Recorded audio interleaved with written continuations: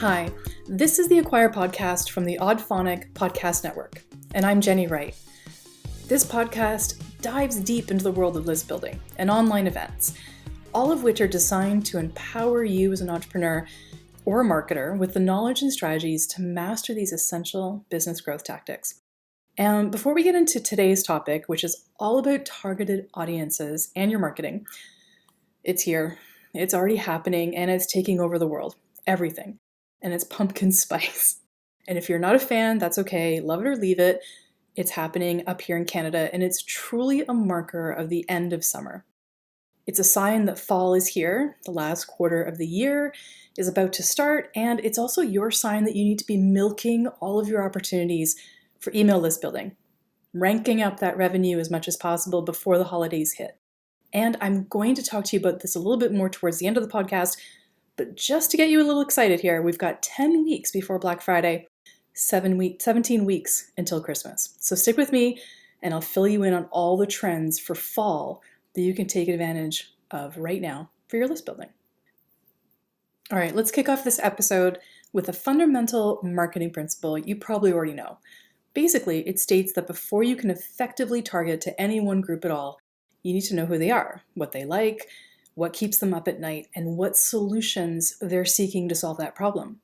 It's just the bare basics of understanding your audience, and hear me out, everybody stumbles on this part at some point in their marketing, multiple times. What makes it even harder is the amount of people online who say they can help you find your ideal client. They run you through demographics, conversion tactics, or they might do an anagram or psychographics. All useful tools for sure. But with so much advice and information around outline, it really does muddy the waters. My goal today is to really clear that up. And I'm going to start with a story. Years ago, my job was to go door to door and sell memberships for a big box warehouse retailer. And these were the epitome of cold calls, okay? In a single day, I could easily walk into 20 or 30 completely different businesses, ask to speak to the owner or the manager, and try my darndest to sell them on a membership. And the thing was, whatever you would sell to the owner of a fast food restaurant would totally not work for the owner of a mechanic shop, and it would super not work for an interior designer. Ask me how I know. And I had to think about all the products that we had in the store, mentally group them into different categories, and then sell that category to each group, segmented by their business and their potential customer persona.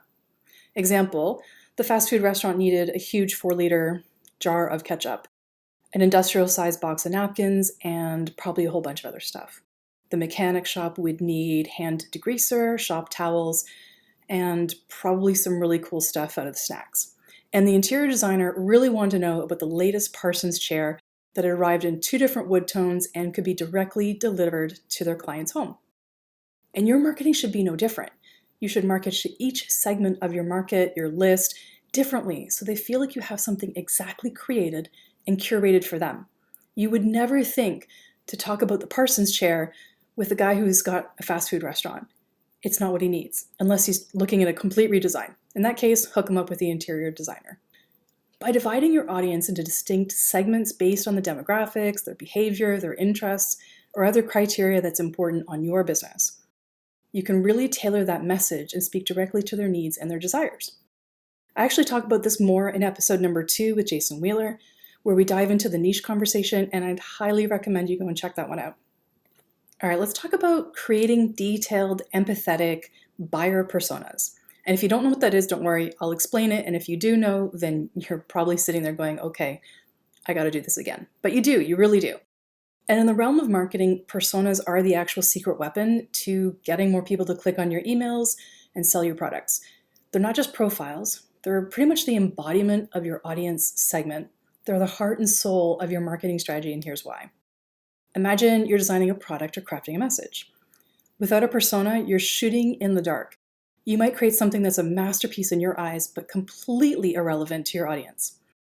If you have the right persona, then you're actually guiding your marketing towards the right person. And if you embark on creating personas and updating them on a regular basis, you're not merely assembling demographic data, but you're actually delving into the lives, the challenges, the aspirations, the pain points of your potential customers.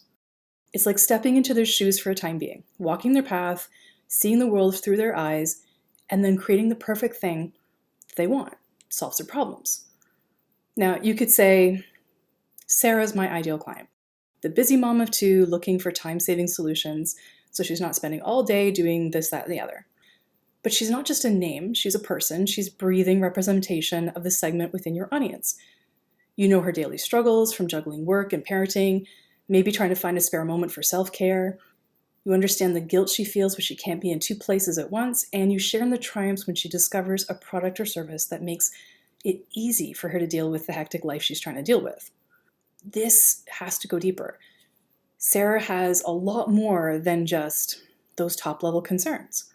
It's not actually the thing that you think it is that's driving her forward, and you gotta figure out what that is so that you can get into that persona and you can actually speak to that person at a deeper level. That's where personalization comes into play. This is the magic that happens when you infuse this higher level of understanding into your marketing campaigns.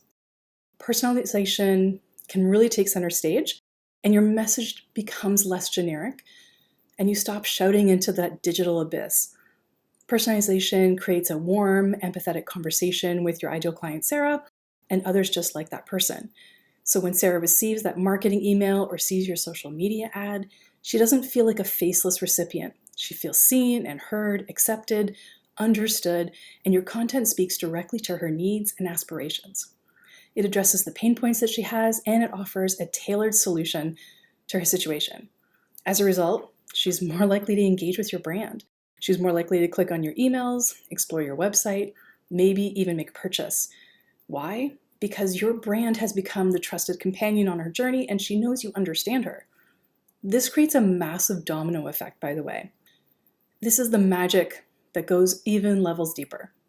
If you can replicate this level of personalization across all the various personas in your business, you're multiplying the impact. You're compounding the interest that you're creating.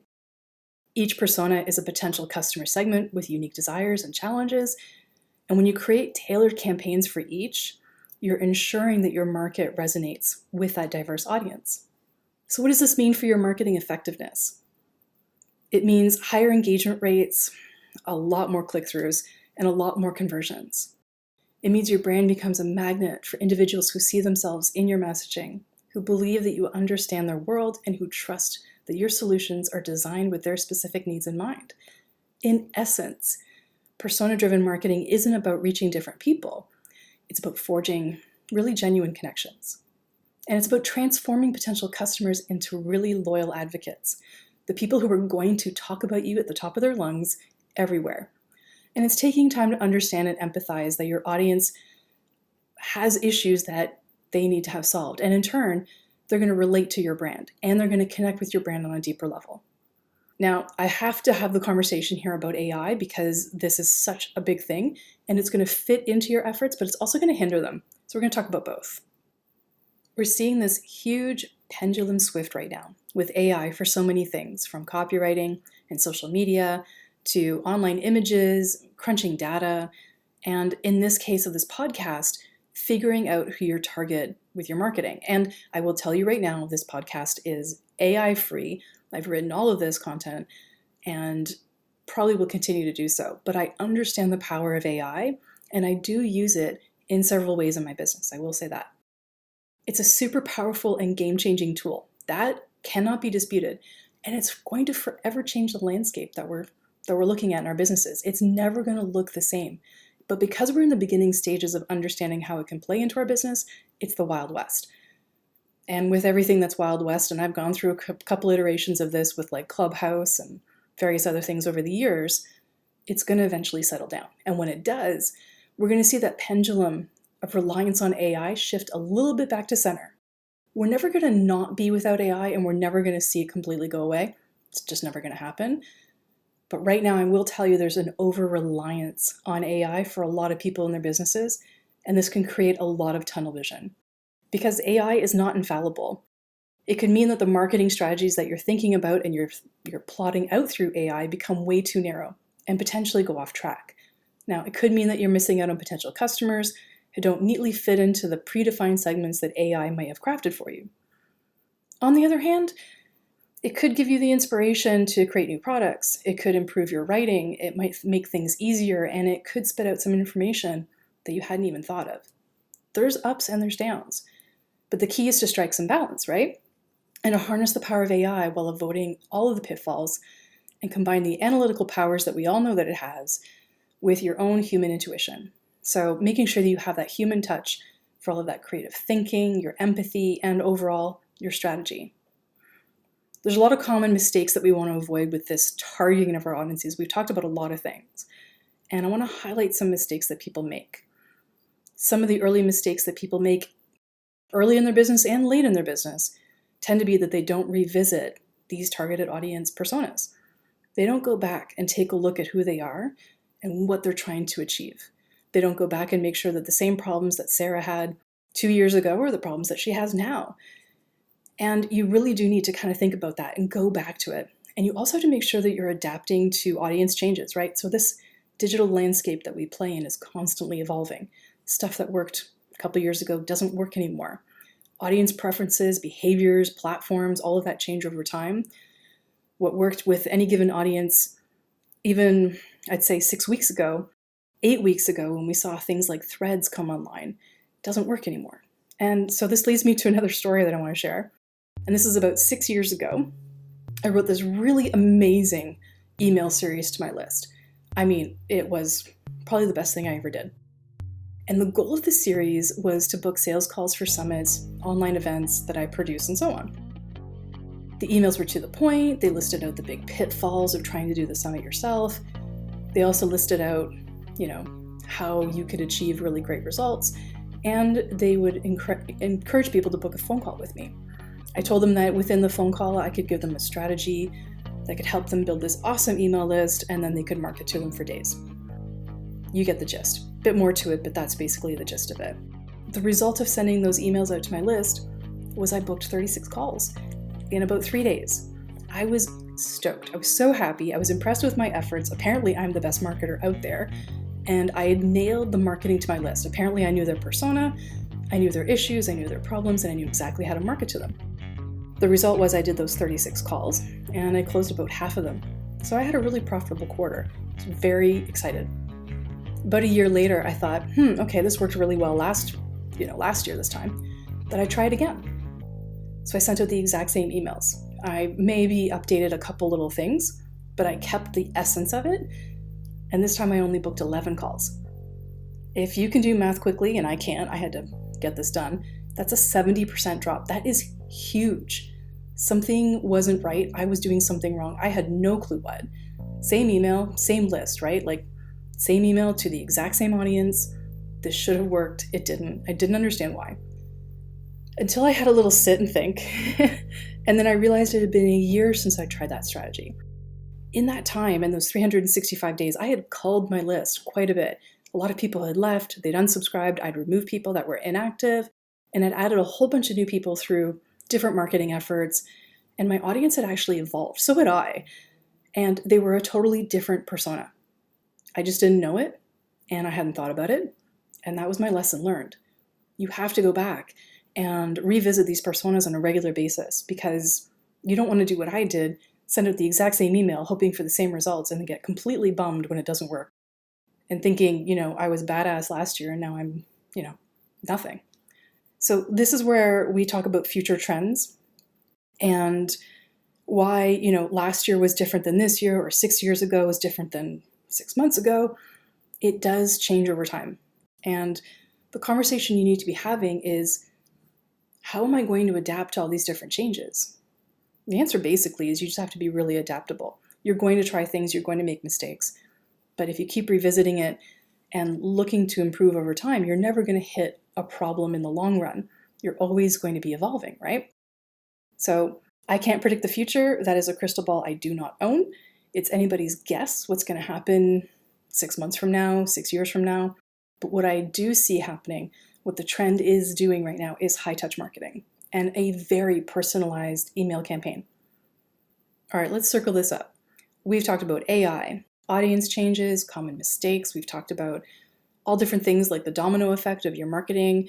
We've talked about the power of personalization, detailed empathetic buyer personas, and I really recommend you do that in a big way. We talked about even when I had to do cold calling, which I actually enjoyed and got pretty good at. But what I want to talk about right now is what we're seeing the trends happening for fall. I started out this episode talking all about pumpkin spice lattes and the beginning of fall here in Canada. So for me, that always tells me it's time to get my ducks in a row for the fall email list growth and any revenue that I'm going to eke out between now and the end of the year. If you know this, you know this. Anything that happens after American Thanksgiving in November is a practical, just literally a no-go zone. You can't do summits. It's challenging to do any type of marketing on a bigger scale because you're competing for attention with so many people. Retailers, everybody who's doing a Black Friday and Cyber Monday sale, leading up to the holidays, and then after the holidays, you got the dip. Everybody's just trying to recover, and they're really not interested in spending a ton of money unless it's a big deal, like a really big, 75% off deal. So there's a lot to think about. And I want you to think about what you can do in the months leading up to that right now, into the end of the year. And I want you to think about the start of next year. In the space right now with my clients, we're talking about that right now. I have projects with clients that are actually going to happen in November. They're launching, they're happening before American Thanksgiving, and then we're talking about other launches for late January, February, and March. So right now, the products that people are launching are books, challenges, some summits, panels, and webinar series. These things work really, really well because they don't have a huge outlay of resources. You can do them in a short, condensed time, and you can get really great results. So right now, that's something that I think people should be thinking about. So again, challenges, webinars, book launches, panels, mastermind launches are really good right this time of year. Membership kickoffs, I would definitely do those. So I would think about all these different things and what you can eke out between now and the end of the year, and also start that future planning for 2024. It is never too early. And if you need some help making that happen, I'm not kidding with you, book a call with me right now. There's a link in the show notes. I will create a tailored strategy that's unique for your business. It's going to be something that's going to add emails to your list, potentially revenue in your pocket, and get you set up for the rest of the year leading into 2024. So you can do that at oddphonic.com/acquire. You'll see all the show notes for all these episodes, and you can book that call. So that's pretty much it for talking about these tailored audiences. I think this has been a comprehensive guide of unlocking this power of targeted audience in your marketing. Whether you're a seasoned marketer or really just starting out, I feel like these strategies are really going to help you reach the right people to create the right message at the right time, so you're in front of the right audience, right when you need to be. So make sure that you're checking out the rest of the podcast. There's tons of episodes that are going to be coming out, and I'd love to see you hit that subscribe button so you never miss an episode, and you can elevate your list building, your lead generation, and your online event game at any point. So make sure to check them all out, and make sure to check out the show notes. Thanks so much, and we'll talk to you soon.